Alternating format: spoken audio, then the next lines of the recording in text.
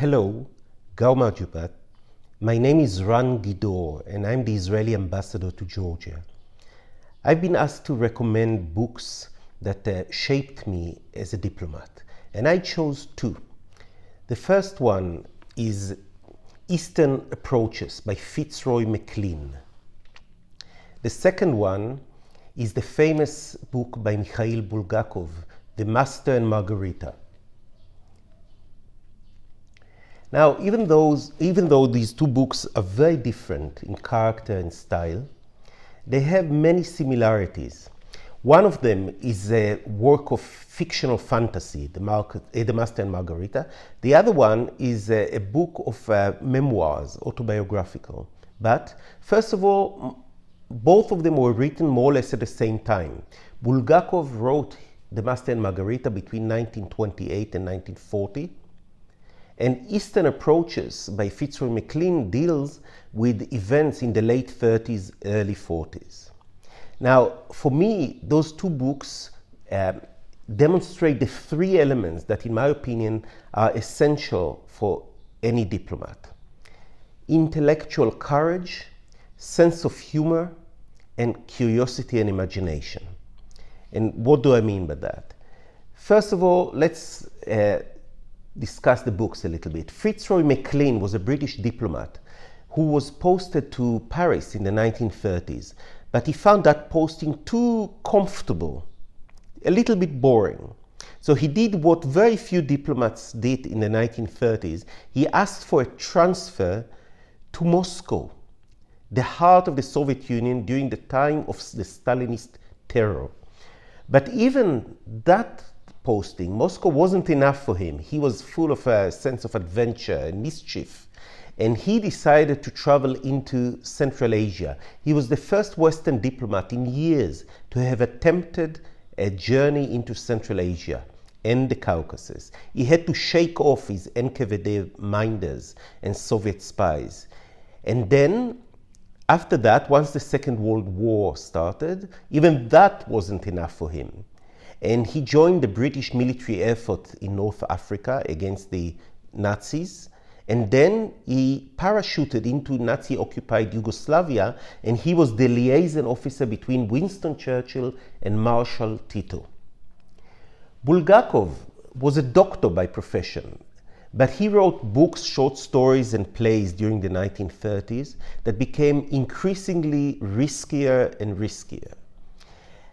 The Master and Margarita, his undisputed masterpiece, was completely banned and couldn't be published in the Soviet Union until 1967 in a short form. The full version was only published in the USSR in 1989. Now, I said that both books incorporate the three elements that I mentioned before. Why? First of all, courage.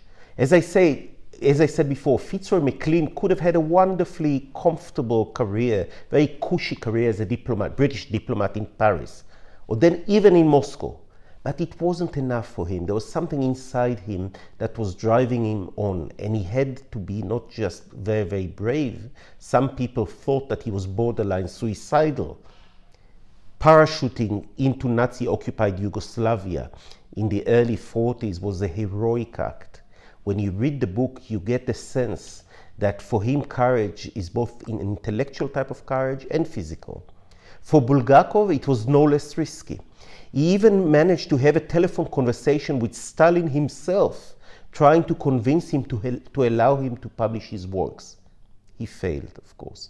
In fact, in his book, there are three themes. One theme involves Satan, the devil, who descends into Moscow in the 1930s and wreaks havoc and destruction all over town.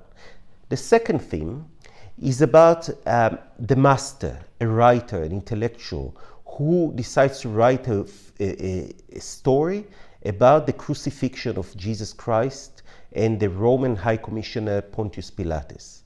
And the third element is that story of Jesus Christ, the crucifixion, and Pontius Pilatus. For Bulgakov to write something like that in the 1930s involved an unbelievable feat of courage. And in fact, the main character in his book, The Master, embodies this courage, because the master is trying to get his story published, but he's being prevented by the authorities. The second element, a sense of humor. So, in Bulgakov, for example, there's a famous scene taking part in a huge stately home, and there's a masked ball, a legendary ball, utterly fantastical, which has been adapted into film many times before. That particular scene was inspired by a real-life ball that Bulgakov had attended in the US ambassador's residence in Moscow in 1935. That ball went down in history as the most legendary, the most fantastical diplomatic event ever to have taken place in Moscow. Curiously enough, in 2010, 75 years after that famous ball, the American ambassador to Moscow recreated that event in his residence. As for Fitzroy Maclean, the book is one of the funniest memoirs I've ever read in my entire life. You literally crack up and laugh almost on every single page. But I want to read out to you the excerpt which describes Fitzroy Maclean's arrival in Georgia, in Tbilisi. Remember, this is 1937. I reached Tiflis after a night in the train. Immediately the town took my fancy. It had a graceful quality, a southern charm, an air of leisure which I had so far found nowhere else in the Soviet Union. In the old city, the houses, crazy structures with jutting verandas, hung like swallows' nests from the side of the hill. Beneath them, a mountain stream tumbles its rushing waters, and more houses cluster on the far side. Half the charm of Tiflis lies in its people. They are southerners and wine drinkers, mountaineers and fighters. They combine a truly Mediterranean expansiveness and vivacity with the dash and hardiness of the Highlander. As a race, they are strikingly good-looking. The final element is intellectual curiosity and imagination. For us diplomats, it's so easy to sink into a routine of diplomatic receptions, drinking champagne with other colleagues, having very polite conversations. We're trying not to ruffle too many feathers. We're trying not to say anything which is mildly controversial or scandalous. However, where is the joy in that? And more than that, I think that would be a betrayal of our diplomatic vocation. We need to deploy our imagination, our curiosity. And you see this in these two books that I mentioned before. Bulgakov, he had never been to Israel, the Middle East, or the Holy Land.